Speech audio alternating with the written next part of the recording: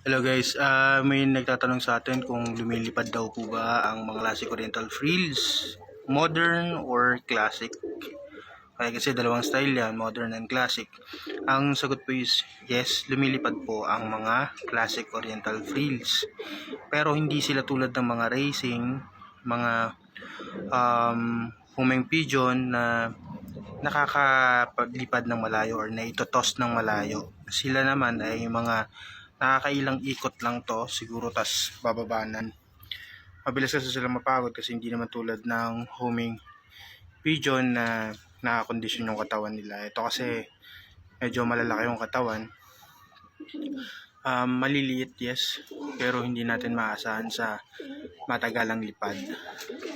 Hindi ako expert pero siguro may kinalaman sa ilong nila kung bakit hindi sila nakakalipad ng sobrang taas.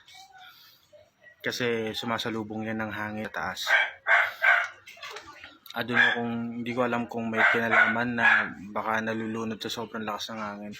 Kasi dahil sa ilong nila.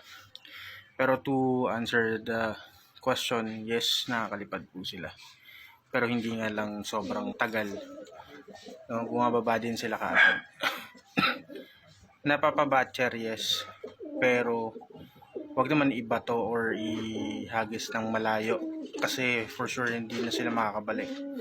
Yung iba nakakabalik pero sobrang tagal siguro. Depende kung gaano kala ihagis. Ayun lang.